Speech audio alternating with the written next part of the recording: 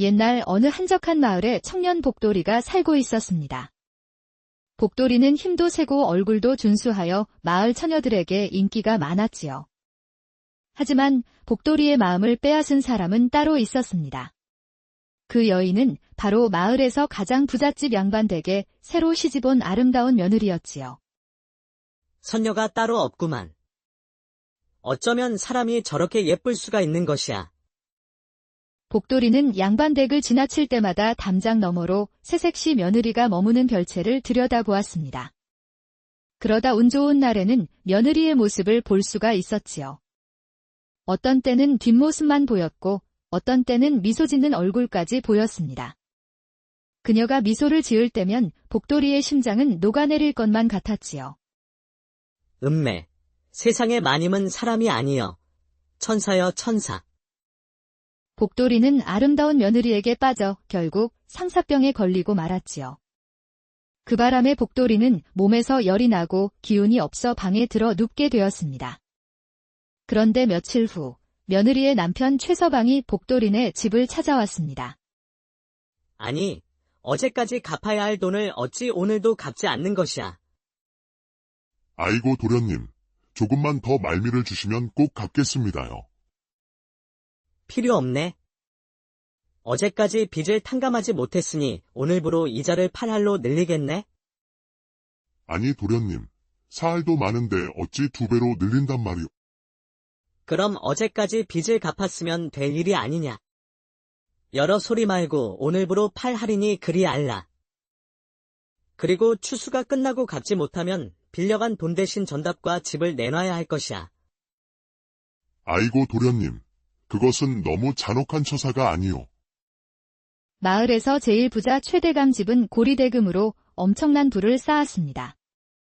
그들이 얼마나 악독한지 피도 눈물도 없어 그들 때문에 목숨을 끊는 사람들도 있었지요. 돈을 빌려주고 못 갚으면 이자를 2배씩 올렸습니다. 그래도 못 갚으면 땅과 집을 강제로 빼앗았지요. 헌데 복돌이는 그 집에 시집온 며느리에게 한눈에 빠진 것이었지요. 최서방이 돌아가고 아버지는 땅이 꺼져라 한숨을 쉬었습니다. 빌린 돈을 갚지 못하면 땅과 집을 빼앗길 수도 있었지요. 헌데 또 하나밖에 없는 자식은 머리를 싸매고 방 안에 들어 누워 있었습니다. 아니, 너는 갑자기 왜 이렇게 아픈 것이야? 황소보다 건강하던 내가 도대체... 상사병에 걸린 복돌이의 몸은 뜨겁게 열이 나고 땀이 줄줄 흘렀습니다. 그런 복돌이를 보며 아버지는 걱정이 많았지요. 제가 누군가를 연모하는 것 같아요. 아버지. 아니, 대체 내 마음을 이렇게 만든 처자가 누구더냐? 어서 말해보거라. 아버지. 말씀드릴 수가 없구먼요. 그리고 또 말씀드린다 한들 소용도 없고요. 아니, 소용이 없다니 그게 무슨 소리냐? 제가 마음에 둔 처자는 최대감 댁 젊은 마님이구먼요. 복돌이의 말에 아버지는 펄쩍 뛰었습니다. 방금 전까지만 해도 최대감 댁 도련님이 찾아와 한바탕 소동을 벌이고 갔지요. 아, 이 미친놈아. 감히 최대감 마님한테 마음을 품다니. 네가 죽으려고 환장한 것이냐? 저도 알아요. 아버지. 그러니 말 못하고 이렇게 혼자 끙끙 앓는 것 아니겠소. 아버지는 한숨을 쉬며 크게 한탄했습니다. 이거 뭔 일이 터지기 전에 너를 먼 곳으로 보내야겠다. 하지만 복돌이는 한사코 마을을 떠나지 않았습니다. 그녀의 모습을 보지 못하고 살 바에는 차라리 죽는 것이 낫다며 끝까지 버텼지요. 그러던 어느 날이었습니다. 복돌이는 여느 때와 마찬가지로 또다시 며느리가 있는 별채를 담장 너머로 훔쳐보고 있었습니다. 그런데 마침 며느리가 별채 뒤쪽 대나무 밭앞에 있는 사과나무로 향하고 있었지요. 아무래도 맛있는 사과를 따려는 것 같았습니다. 아니, 그런데 그 순간 갑자기 어디선가 독사가 나타나 마님의 발목을 물어버렸지요. 깜짝 놀란 복돌이는 생각할 겨를도 없이 담장을 훌쩍 뛰어넘어 며느리에게 달려갔습니다. 그리고 그녀의 버선을 벗겨내고 뱀에 물린 다리를 빨기 시작했지요. 어머, 이게 무슨 짓이냐? 마님, 위험하니 가만히 계셔요. 복돌이는 마님의 하얀 발목을 사정없이 빨았습니다. 그 순간 마님은 너무 놀라 두 눈이 휘둥그레졌지요. 그리고 뱀에 물린 자신의 발을 빨아대는 사내를 보며 왠지 심쿵도 했습니다. 너는 누구냐? 그런데 어찌 마침 들어온 것이야? 복돌이는 마님의 발을 빨다 말고 붉어진 얼굴로 마님의 얼굴을 보았습니다. 마님께서 궁금하신 것은 독을 모두 빨아낸 후 말씀드리지요. 복돌이는 그 말만 남긴 채 다시 엎드려 마님의 발을 쪽쪽 빨았습니다. 그럴 때마다 마님은 심쿵한 것을 넘어 야한 기분도 들었지요. 그렇게 얼마나 시간이 지났을까? 입가에 마님의 피가 묻은 복돌이가 고개를 들면서 말했습니다. 마님, 이제는 괜찮으실 것입니다. 뱀의 독은 모두 빼놨으니 염려하지 않으셔도 됩니다요. 그래. 그런데 너는 누구이고 어떻게 때마침 들어온 것이야? 저는 이 마을에 사는 복돌이라 하고 송구스럽게도 담장 너머로 마님을 지켜보고 있던 중이었구먼요. 젊은 마님은 그 말에 깜짝 놀라며 복돌이를 빤히 바라보았습니다. 아니, 내가 어찌 나를 지켜보고 있었단 말이냐? 그러니까 그것이... 그런데 그 순간 마님의 입가에 묘한 미소가 번졌습니다. 그녀는 복돌이가 쑥스러워 속마음을 말하지 못하고 말을 더듬는다 생각했지요. 하지만 마님은 복돌이가 속으로 자신을 좋아하고 있음을 알 수가 있었습니다. 그리하여 마님은 복돌이가 귀여워 미소를 지었지요. 아무튼 내가 내 목숨을 구했으니 이를 어찌 보답해야 할지 모르겠구나. 그 순간 마님의 미소를 본 복돌이는 심장이 터질 듯 했습니다. 마님이 바로 눈앞에서 복돌이를 보며 미소를 짓고 있었기 때문이었지요. 마님이 자신을 보며 웃어주자 복돌이는 심장이 터질 것만 같았습니다. 마님께서 무사하셨으니 저는 그것으로 되었구먼요. 너는 참으로 용감하고도 순진한 총각이로구나. 이날 이후 젊은 마님은 복돌이에 대한 호기심이 싹트기 시작했습니다. 그러나 복돌이는 이를 알 리 없었지요. 복돌이는 그날 이후 마님의 미소를 떠올리며 상사병에 더욱 빠지고 말았습니다. 그의 얼굴은 창백해지고 몸은 갈수록 수척해졌지요. 아이고, 이 자식아. 네가 진짜 죽으려고 작정을 했느냐? 대책도 없이 어쩌자고 그러는 것이야. 아버지, 저는 그냥 멀리서 마님을 지켜보기만 해도 행복하니까 걱정하지 마셔요. 복돌이의 말에 아버지는 깊은 한숨만 내쉬었습니다. 한편 젊은 마님의 머릿속에도 자꾸 복돌이의 얼굴이 떠올랐습니다. 참 희한하지. 어찌하여 그리 씩씩하고 순진한 모습이 떠나지 않는단 말인가? 그렇게 며칠 동안이나 복돌이 생각이 머릿속에서 떠나지 않던 마님이 하루는 여종을 불렀습니다. 마을에 사는 복돌이라는 청년을 아느냐? 복돌이요? 그 장정이면 힘세고 잘생겨서 마을 처녀들이 아주 줄을 섰구먼요. 그런데 그걸 어찌 모르십니까? 그 말에 마님은 얼굴이 붉어지며 말을 돌렸습니다. 그냥 그자가 내 목숨을 구해줘서 그렇다. 하지만 여종 춘심은 이미 눈치를 채고 말했습니다. 마님, 마음이란 게 참 요상하긴 하죠. 여인들의 눈은 다 똑같나 봅니다요. 마님은 여종의 놀림에 얼굴이 더욱 빨개졌습니다. 며칠 후 젊은 마님은 여종 춘심과 함께 뒷산 그네터로 나왔습니다. 그녀는 그네 타는 것을 무척이나 좋아했지요. 그런데 그때 우연히 나무를 하고 내려오던 복돌이와 마주쳤습니다. 내가 여긴 웬일이야? 나오셨어요. 마님. 저는 산에 나무 해놓고 내려오는 중이구먼요. 그 모습을 본 여종 춘심은 둘 사이 눈빛을 보고 슬며시 자리를 피해 주었습니다. 그러자 숲속 그네터에는 단둘만 남게 되었지요. 복돌아, 그날은 정말 고마웠다. 아닙니다요. 마님을 구할 수 있었던 것은 제겐 큰 영광이었지요. 그런데 말이다. 그때 내가 말했었지? 담장 너머 나를 지켜보고 있었다고. 너 혹시 나를 자주 지켜보고 있었느냐? 그 말에 복돌이는 당황하며 말을 더듬었습니다. 마님, 그게 송구하게도 괜찮으니 사실대로 말해보거라. 무슨 연유로 나를 지켜보고 있었느냐?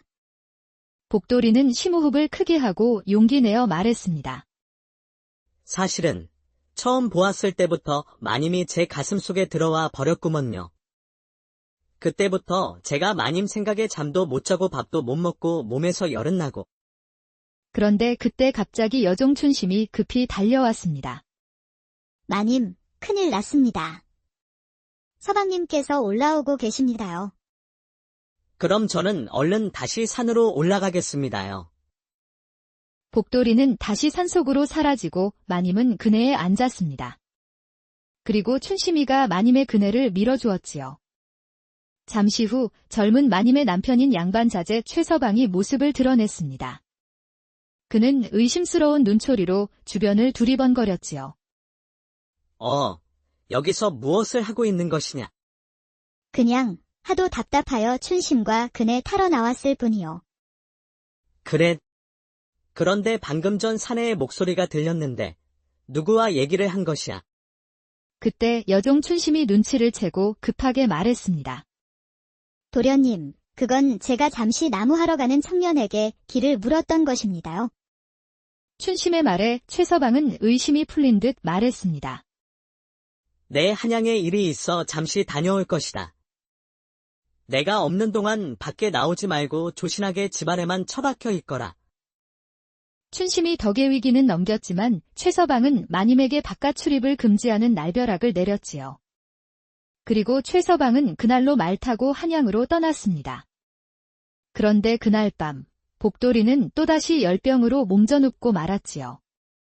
젊은 마님과의 짧은 만남이 오히려 그의 상사병을 더욱 키우고 말았습니다. 더군다나 자신의 속마음까지 마님에게 말해버린 상태였지요. 나의 고백을 듣고 마님은 어찌 생각하실까? 이제 마님은 나를 피하시겠지. 복돌이는 마님이 자신을 어찌 생각할지 몰라 조마조마했지요. 복돌이가 식은땀을 흘리며 안절부절하자 아버지가 걱정되어 말했습니다. 이 자식아, 제발 정신 좀 차리거라. 이러다 정말 큰일 나겠다. 그리고 최서방이 작은 마님에게 바깥 출입을 금하고 집안에 감금했다 들었다. 작은 마님이 그리 된 것도 다 너 때문이 아니겠느냐. 그러니 내가 포기하지 않으면 너뿐 아니라 작은 마님까지도 큰 화를 당할 것이야. 아버지 말을 듣고 복돌이는 가슴이 너무 아팠습니다. 자신 때문에 작은 마님이 감금되는 일을 당했다는 생각이 들었지요. 그리 생각이 되자 복돌이는 가슴이 아프지만 자신이 마을을 떠나는 수밖에 없다고 생각했습니다. 아버지, 이제 저는 가슴이 터질 것 같아서 이 마을에서는 더 이상 못 살겠어요. 차라리 어디 멀리 떠나버리는 게 낫겠소? 그래, 잘 생각했다. 내가 마님을 마음에 품은 것을 대감님과 도련님께서 아시는 날에는 뼈도 못 추릴 것이야. 오르지 못할 나무는 쳐다보지도 말랬다. 복돌이는 마을에 남아있는 한마님을 도저히 잊을 수가 없다고 생각했습니다. 그리하여 마을을 떠나기로 마음을 먹었지요. 한편 같은 시각, 마님도 쉽사리 잠을 이루지 못하고 있었습니다.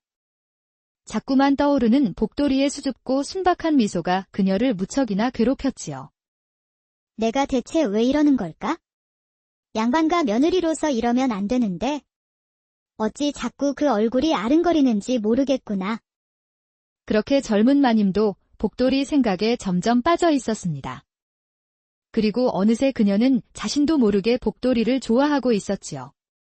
젊은 마님에게 복돌이는 태어나 처음으로 가슴 설렘을 느끼게 해준 사람이었습니다. 그리고 지금의 남편 최서방은 사랑해서 혼이 난 것이 아니었습니다. 아버지의 정치적 약점을 잡은 최서방이 마님의 아버지를 협박해 마님을 강제로 빼앗은 것이었지요. 평소 마님의 미모에 빠져있던 최서방이 기회를 잡자 마님의 아버지를 겁박한 것이었습니다. 목적을 위해서라면 사람까지 죽이는 최서방을 마님의 아버지는 무척 두려워했지요. 그리하여 어쩔 수 없이 아버지는 귀한 딸을 최서방에게 보낼 수밖에 없었습니다.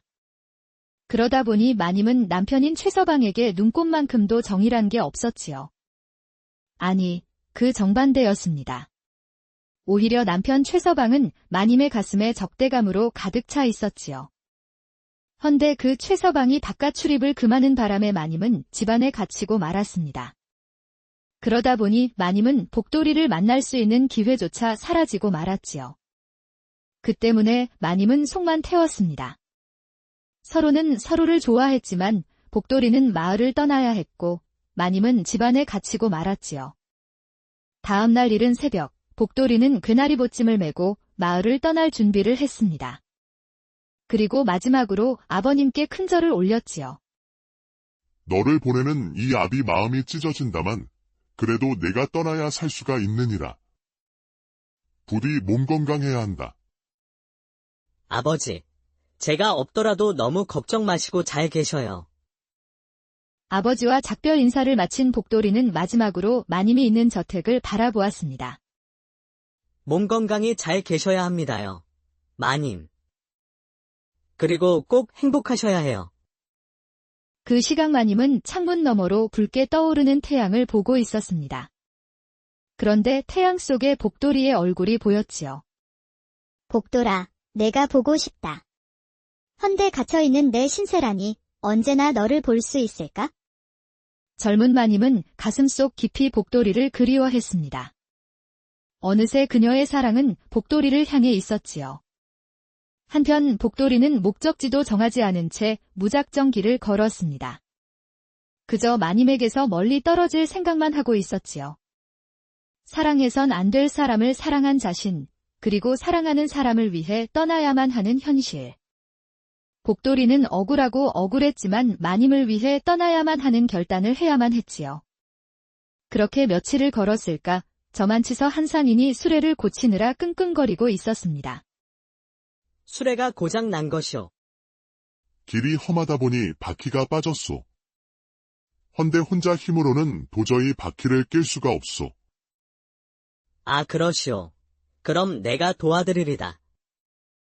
복돌이는 상인을 도와 수레바퀴를 끼워주었습니다. 참으로 고맙소. 이곳은 인적이 드물다 보니 사람 만나기가 참으로 어려웠소. 그래, 어디로 가는 중이여. 방향이 같으면 주막에 들러 내 술 한 잔 대접해드리리다. 뭘 그럴 것까지는 없어. 서로 힘들 때 돕고 사는 게 인지상정 아니겠소. 마음도 넓으시구려. 나는 한양으로 가는 중이여. 혹시 방향이 같으면 길동무나 하면 어떻겠소? 상인이 한양으로 간다는 말에 복돌이는 흥미가 생겼습니다. 말로만 듣던 한양을 이참에 한번 구경해 보는 것도 좋을 것 같았지요. 나는 갈 곳이 없어 떠돌았는데 잘 되었소. 나도 이참에 한양 구경이나 한번 해보면 좋을 것 같소. 그러시오. 그럼 잘 되었소. 아직도 먼 길이니 말이나 나누며 함께 갑시다. 그리하여 두 사람은 길동무가 되었습니다. 그리고 상인은 장사에 대해서 많은 이야기를 해주었지요. 그러다 보니 복돌이도 장사에 대한 관심이 생겼습니다. 그럼 나 같은 무지렁이도 장사를 할 수 있는 것이오. 그럼 누구나 장사를 배우면 할 수 있소. 그 말에 복돌이는 희망이 생겼습니다. 부지런히 돈을 벌어 최대감 집빚을 갚아야겠다고 생각했지요. 좋소. 그럼 내게도 장사를 가르쳐 주시오. 그렇게 하여 복돌이도 상인을 따라 장사를 배우게 되었답니다. 한편 최대감 댁며느리 작은 마님은 날이 갈수록 웃음을 잃어가고 있었습니다. 복돌이가 마을을 떠났다는 말을 여종 춘심에게 들었기 때문이었지요. 마님, 그렇게 너무 상심 마십시오. 복돌이란 사람은 어디서든 꿋꿋이 잘 살고 있을 테니까요. 그자는 잡초처럼 강한 자이니 걱정하지 않으셔도 되는구먼요. 그 애가 잘 산다면 다행이지만 나를 두고 마을을 떠났다는 것이 내 마음을 후벼 파는구나. 최대감 댁며느리 젊은 마님은 크게 상실감에 빠져 하루하루를 힘겹게 보내고 있었습니다. 마님, 언젠가는 복돌이가 마님을 꼭 찾아올 것입니다요. 그러니 마님께서는 너무 기운을 잃지 마시고 기다려보셔요. 여종 춘심은 마님의 마음을 너무도 잘 이해하고 있었습니다. 원치 않는 혼인을 했기에 그녀도 마님이 너무 안쓰러웠지요. 춘심의 말을 듣고 마님은 더 이상 침소에 누워있지 않기로 다짐했습니다. 그래, 그를 믿고 한번 기다려보자. 언젠가는 다시 만날 수 있을 거라는 믿음으로. 그렇게 복돌이와 작은 마님은 서로를 마음 깊이 새긴 채 그리움을 안고 살아가기 시작했습니다. 한양에 도착한 복돌이는 상인의 일을 거들며 열심히 살았습니다. 이 짐은 어디로 내릴까요? 저기 저 구석에 두거라. 그리고 내일부터는 창고 정리도 맡아서 해보시게. 그렇게 열심히 일한 복돌이는 성실한 일꾼으로 상인에게 인정받기 시작했습니다. 지독한 성실함과 깔끔한 일솜씨 덕분에 상인은 점차 그에게 더 큰 일을 맡기게 되었지요. 어르신, 이 인삼은 이화문 바깥에서 온 게 더 신선합니다. 이쪽으로 바꾸시는 게 좋겠습니다. 허, 내 놈 눈썰미가 보통이 아니구나. 장사꾼으로 손색이 없겠어. 그렇게 그는 장사를 배우며 점차 돈을 모아갔고 1년 만에 스스로 점포 하나를 차릴 수 있게 되었습니다. 한양 장터에서는 젊은 장사꾼 복돌이를 모르는 이가 없을 정도였지요. 그러던 어느 날 복돌이는 인삼 가격을 흥정하다가 괴한들에게 몰매를 맡고 있는 선비를 발견했습니다. 그는 생각할 겨를도 없이 얼른 그곳으로 달려갔지요. 이놈들, 뭐 하는 짓이야? 그만두지 못할까? 복돌이는 과감히 뛰어들어 선비를 자신의 등 뒤로 빼돌렸습니다. 아니, 웬 놈이 끼어드는 것이야. 내 놈도 한번 죽어볼 테냐.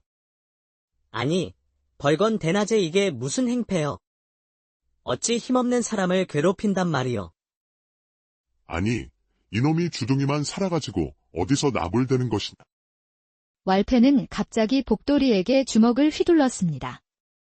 그러자 복돌이는 왈패의 주먹을 피하고 그를 잡아 거꾸로 내동댕이 쳐 버렸지요. 나무하고 장작 패고 농사일을 했던 복돌이의 힘은 그야말로 천하장사급이었습니다. 그렇게 복돌이는 3명의 왈패를 순식간에 쓰러뜨렸지요. 그러자 장터 구경꾼들이 순식간에 잔뜩 몰려들었습니다.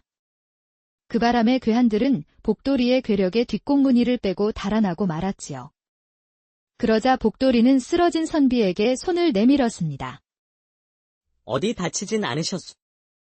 나는 괜찮네. 자네 덕분에 큰 봉변을 피할 수 있게 되었군. 그래, 자네 이름은 무엇인가? 나는 김도연이라 하네. 나는 복돌이라 하오. 복돌이라. 그 이름 참으로 복스럽구려. 내 오늘 입은 은혜는 꼭 갚아주겠네? 뭐, 어려운 사람 하나 구한 게 뭘 그리 큰 대수겠소. 어르신만 괜찮으면 그것으로 되었수다. 보아하니 괜찮은 사람 같은데 의형제처럼 지내보면 어떻겠소? 까짓것 져야 좋소이다. 나는 시골에서 올라와 아는 이가 많지 않소. 선비 같은 분이 나와 의형제가 되면 나는 금상첨화여. 그날 이후 복돌이는 선비 김도현과 형제처럼 가까운 벗이 되었습니다. 한편 복돌이가 한양에서 열심히 장사를 키우고 있을 때 작은 마님은 여전히 창밖 하늘을 바라보며 복돌이를 그리워하고 있었지요. 복돌아, 지금은 어디서 무엇을 하고 있느냐? 어느 하늘 아래든 부디 잘 지내고 있어야 한다. 그녀는 복돌이 생각을 한시도 잊지 못했습니다. 마님, 꿈에서라도 복돌이를 보셨는감요? 가끔 꿈에서 나오긴 하나 얼굴이 뚜렷하지가 않구나. 하지만 가슴속에는 그의 얼굴이 또렷이 남아있단다. 한편 한양에서는 며칠 후 선비 김도현과 복돌이가 만나 술잔을 기울이고 있었습니다. 자네 덕에 봉변은 피했네? 그런데 자네는 어째 겁도 없이 뛰어들었는가? 아, 그야 그자들이 잘못했으니 당연히 말려야 하지 않겠는가? 자네는 장사꾼치고 정의감이 살아있군. 그래, 웬만하면 피해를 입을까 두려워 피하기 마련이거든. 해서 말인데, 나는 자네가 믿음이 간다네. 사실 나는 잠복 수사를 하고 있는 포도청 종사관이네. 그 말에 복돌이는 깜짝 놀라고 말았습니다. 샌님 같은 선비인 줄만 알았는데 그는 대단한 관직을 가진 사람이었지요. 아니, 그 말이 정말이요. 그렇다네. 잠복 수사하느라 신분을 숨길 수밖에 없었지. 아니, 그럼 시방내가 포도청 종사관과 의형제를 맺은 것이요. 그렇다네. 내 수없이 많은 사람을 만나봤어도 자네처럼 순수하고 정의로운 사람은 처음이네. 내 평생 자네를 소중한 버드로 삼고 싶다네? 복돌이는 고관대작과 의형제를 맺었다는 사실에 너무 놀랐습니다. 그리고 종사관 김도현은 주변을 한번 살핀 뒤 조그만 목소리로 말했지요. 나는 지금 조정대신 중 한 사람, 서대감과 그의 신복이나 다름없는 최소방의 비리를 조사 중이야. 최소방. 혹시 남원 최씨 집안 최소방 말씀이신가요? 맞다네. 나는 주상전하께 밀명을 받고 수사 중이라네. 김도현은 복돌이에게 몇 장의 문서를 보여주었습니다. 그 안에는 최소방이 조정 대신 서대감의 뒷배를 업고 인삼을 명나라로 몰래 넘긴 흔적이 적혀 있었지요. 그자는 장터의 중개상들을 협박하고 반대한 자들은 살수로 제거했네. 그리고 조선의 인삼이 밀무역되고 있는 것을 주상께서도 심각하게 보고 계시지. 김도현의 말을 듣고 복돌이는 깜짝 놀라고 말았습니다.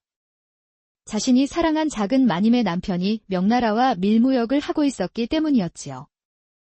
그러다 보니 종사관 김도현의 수사에 관심이 많았습니다.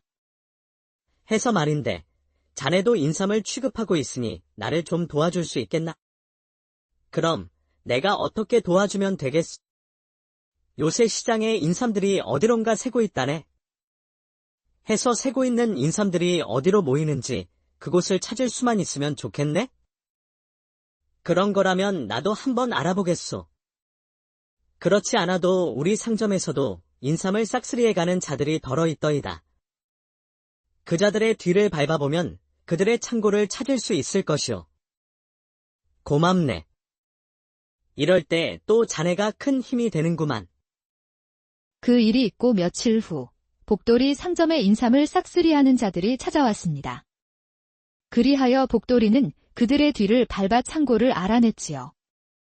창고를 알아낸 복돌이는 김도현을 불러 늦은 밤 창고로 향했습니다.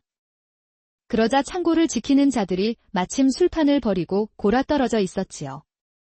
그리하여 두 사람은 조용히 창고 안으로 들어갔습니다. 그러자 그곳에는 적발되지 않은 인삼 더미들과 명나라 글자가 새겨진 나무 상자들이 숨겨져 있었지요. 그것도 산더미처럼 쌓여 있었습니다. 이게 다 뒷구멍으로 빠질 물건들이구먼요? 자네 아니었으면 난 이런 곳까지 절대 못 왔을 걸세. 이번에도 자네 신세를 톡톡히 졌구만. 그나저나 최소방 그자가 이따위 짓을 했다니 우리 마님은 또 얼마나 억울할꼬. 며칠 뒤 결정적 증거를 손에 넣은 종사관 김도현은 마침내 행동을 개시했습니다. 오늘 밤 저들의 창고를 급습할 것이네.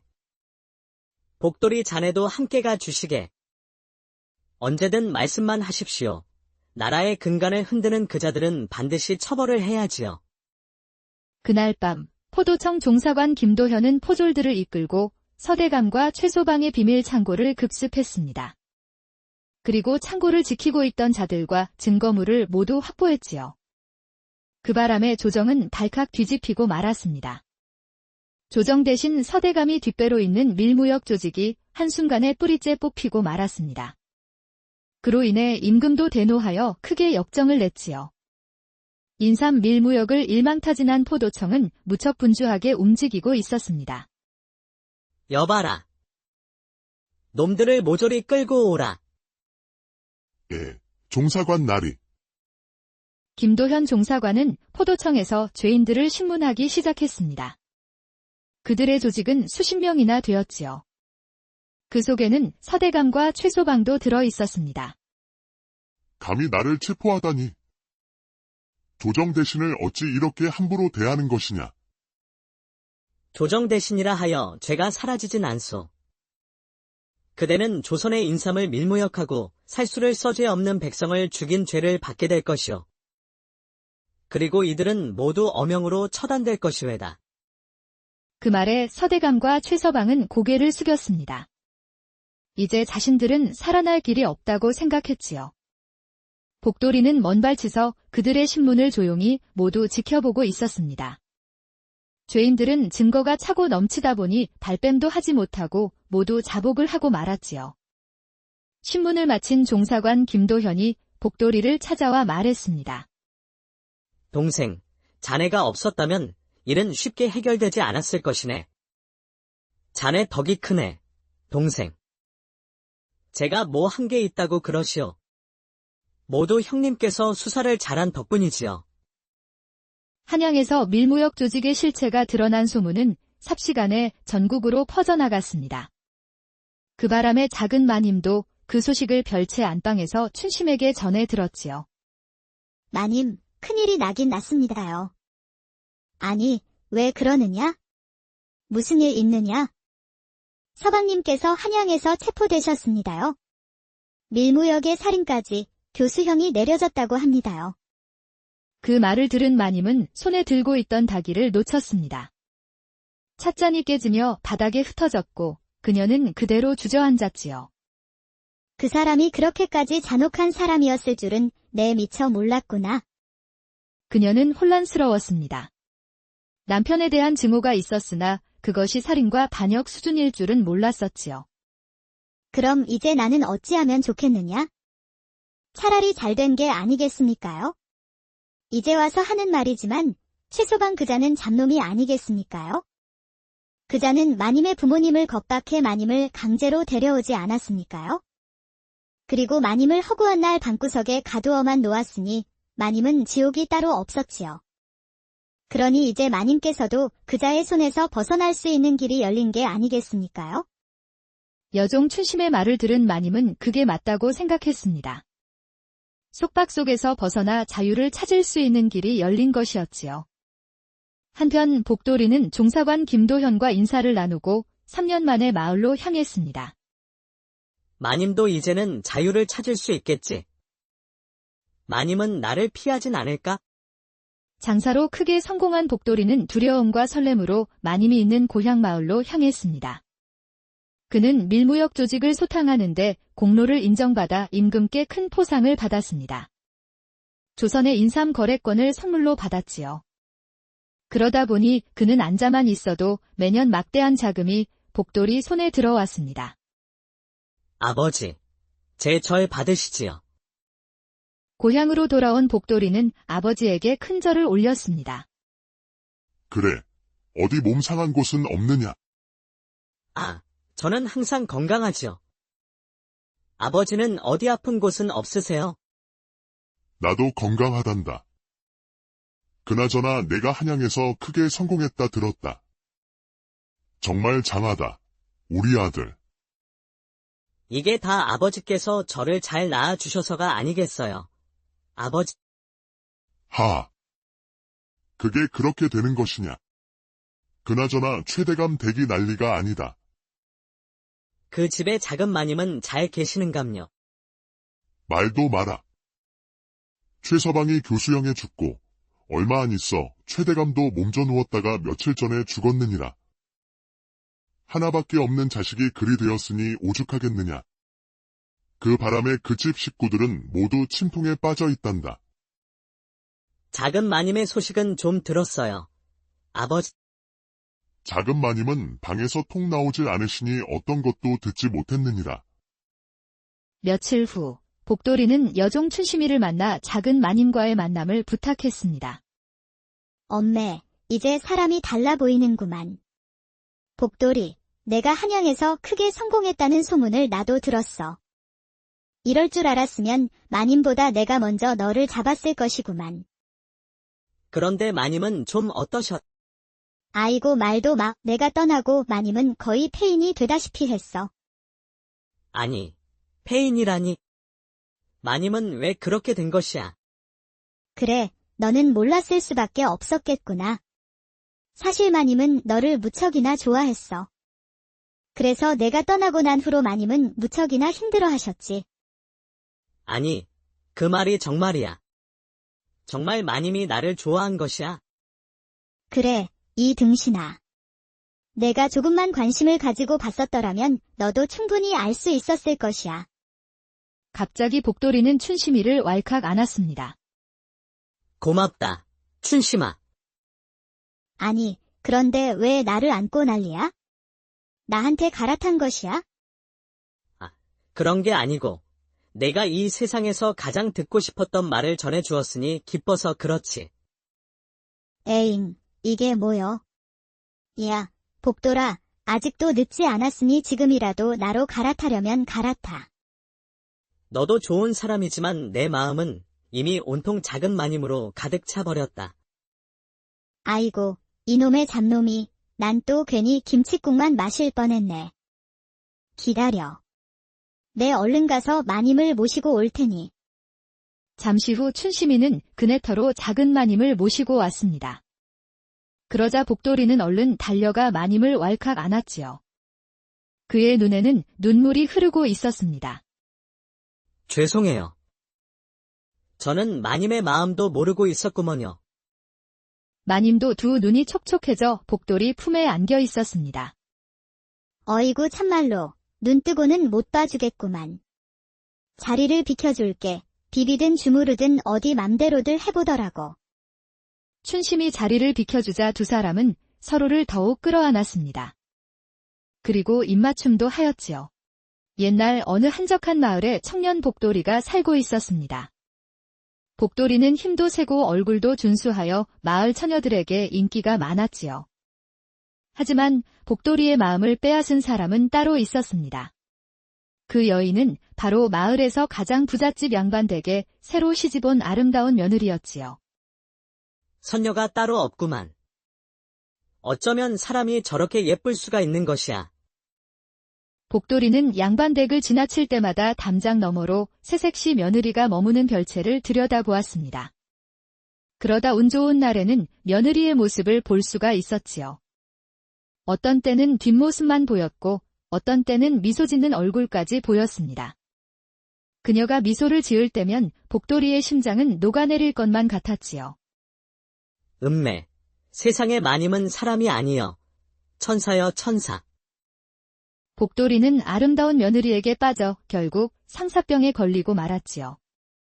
그 바람에 복돌이는 몸에서 열이 나고 기운이 없어 방에 들어 눕게 되었습니다. 그런데 며칠 후 며느리의 남편 최서방이 복돌이네 집을 찾아왔습니다. 아니, 어제까지 갚아야 할 돈을 어찌 오늘도 갚지 않는 것이야. 아이고 도련님, 조금만 더 말미를 주시면 꼭 갚겠습니다요. 필요 없네. 어제까지 빚을 탕감하지 못했으니 오늘부로 이자를 8할로 늘리겠네? 아니 도련님, 사할도 많은데 어찌 2배로 늘린단 말이오. 그럼 어제까지 빚을 갚았으면 될 일이 아니냐. 여러 소리 말고 오늘부로 8할이니 그리 알라. 그리고 추수가 끝나고 갚지 못하면 빌려간 돈 대신 전답과 집을 내놔야 할 것이야.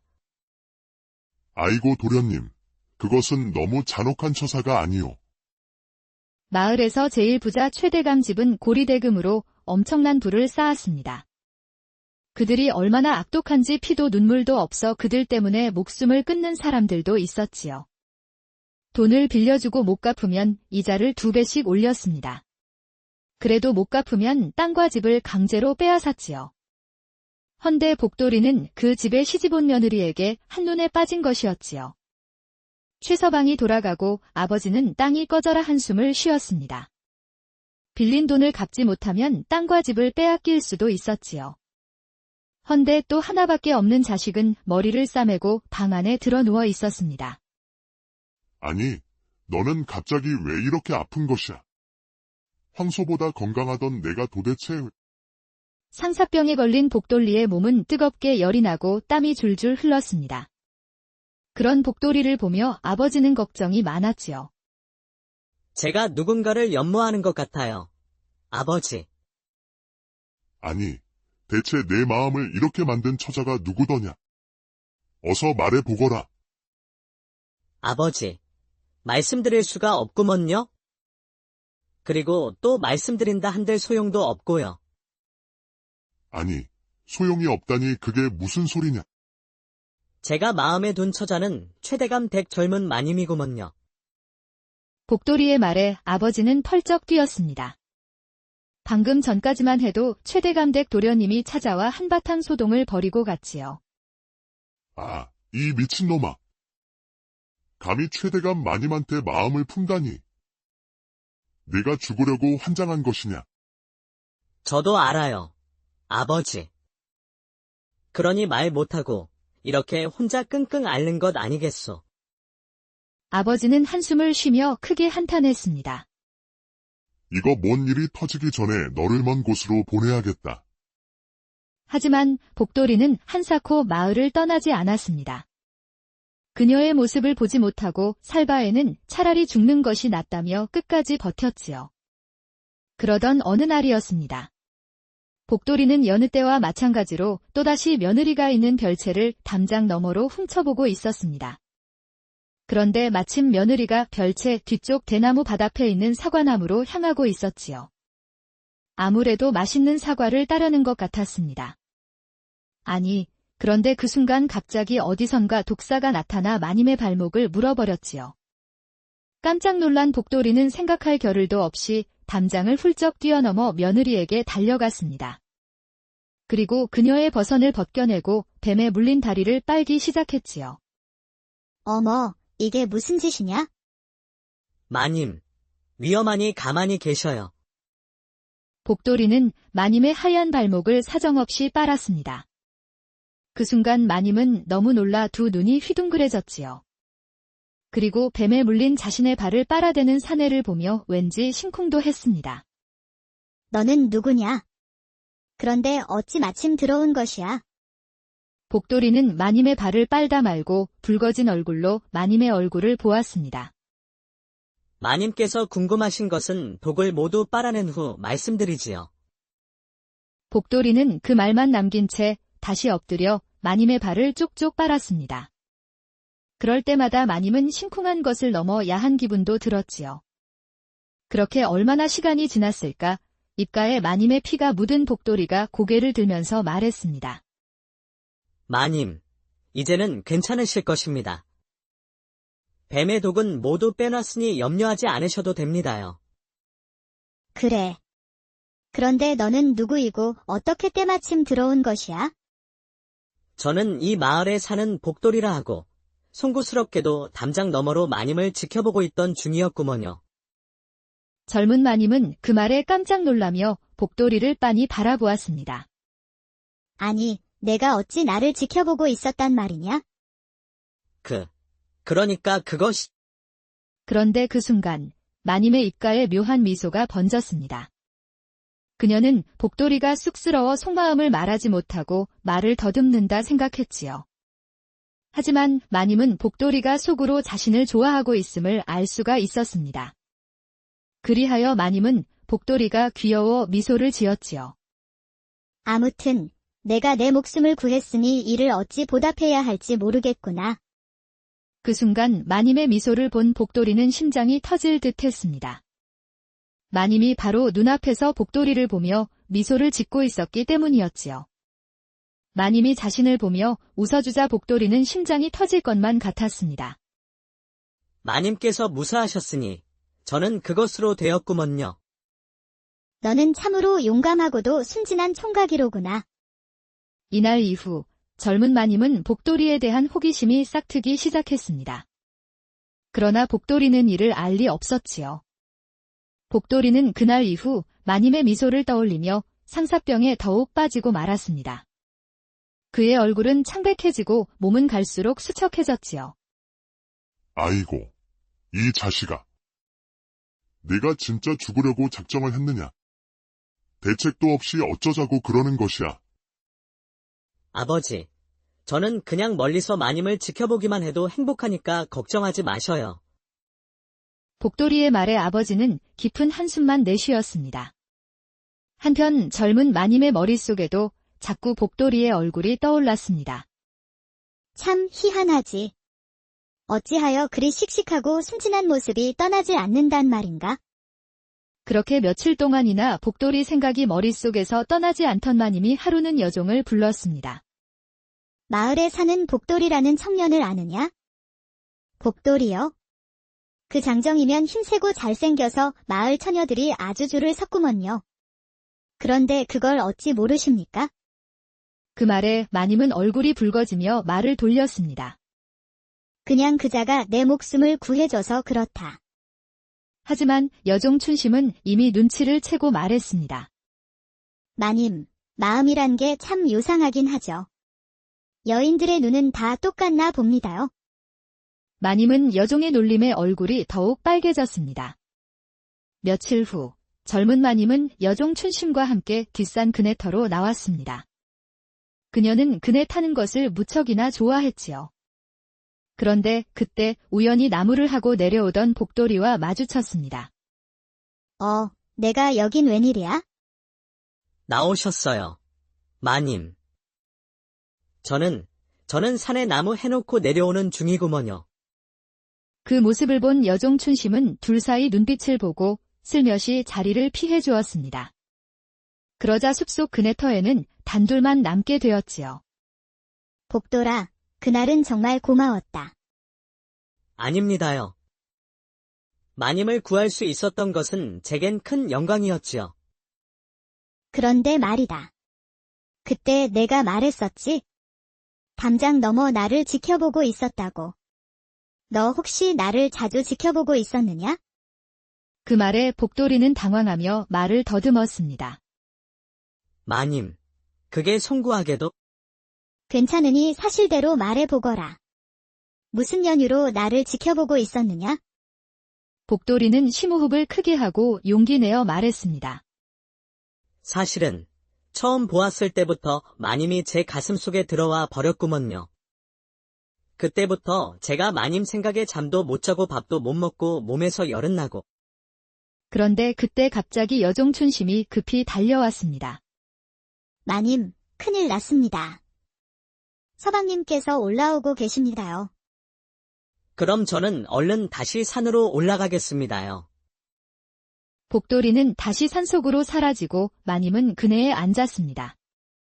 그리고 춘심이가 마님의 그네를 밀어주었지요. 잠시 후 젊은 마님의 남편인 양반자재 최서방이 모습을 드러냈습니다. 그는 의심스러운 눈초리로 주변을 두리번거렸지요. 여기서 무엇을 하고 있는 것이냐? 그냥 하도 답답하여 춘심과 그네 타러 나왔을 뿐이요. 그래. 그런데 방금 전 사내의 목소리가 들렸는데 누구와 얘기를 한 것이야? 그때 여종 춘심이 눈치를 채고 급하게 말했습니다. 도련님, 그건 제가 잠시 나무하러 가는 청년에게 길을 물었던 것입니다요. 춘심의 말에 최서방은 의심이 풀린 듯 말했습니다. 내 한양에 일이 있어 잠시 다녀올 것이다.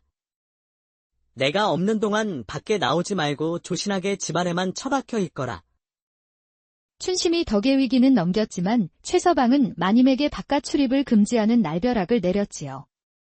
그리고 최서방은 그날로 말 타고 한양으로 떠났습니다. 그런데 그날 밤 복돌이는 또다시 열병으로 몸져눕고 말았지요. 젊은 마님과의 짧은 만남이 오히려 그의 상사병을 더욱 키우고 말았습니다. 더군다나 자신의 속마음까지 마님에게 말해버린 상태였지요. 나의 고백을 듣고 마님은 어찌 생각하실까? 이제 마님은 나를 피하시겠지. 복돌이는 마님이 자신을 어찌 생각할지 몰라 조마조마했지요. 복돌이가 식은땀을 흘리며 안절부절하자 아버지가 걱정되어 말했습니다. 이 자식아, 제발 정신 좀 차리거라. 이러다 정말 큰일 나겠다.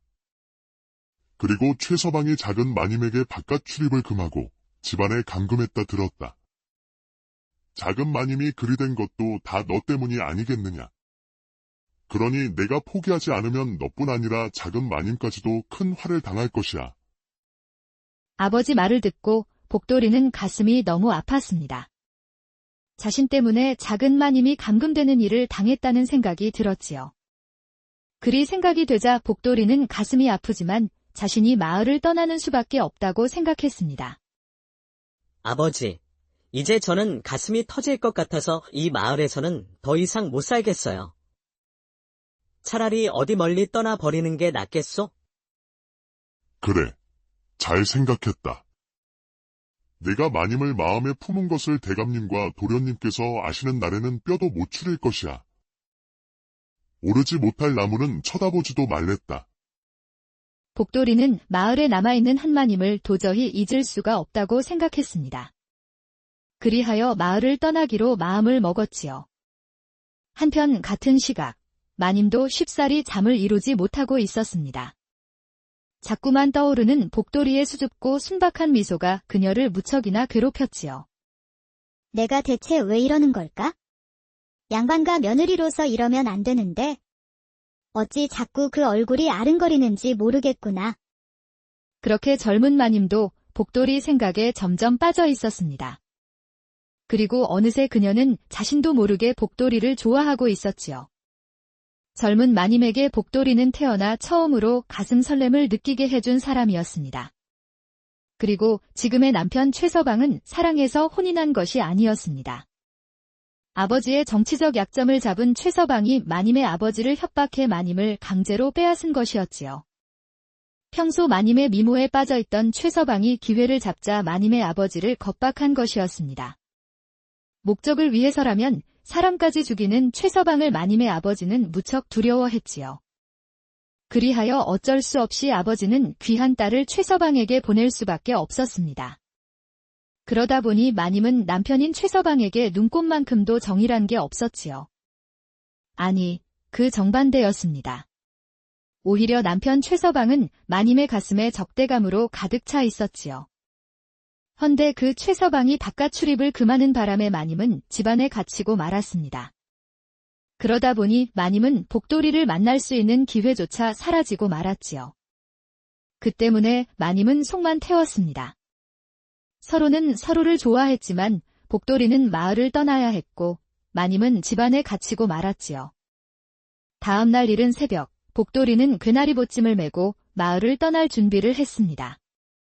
그리고 마지막으로 아버님께 큰절을 올렸지요. 너를 보내는 이 아비 마음이 찢어진다만 그래도 내가 떠나야 살 수가 있느니라. 부디 몸 건강해야 한다. 아버지, 제가 없더라도 너무 걱정 마시고 잘 계셔요. 아버지와 작별 인사를 마친 복돌이는 마지막으로 마님이 있는 저택을 바라보았습니다. 몸 건강히 잘 계셔야 합니다요.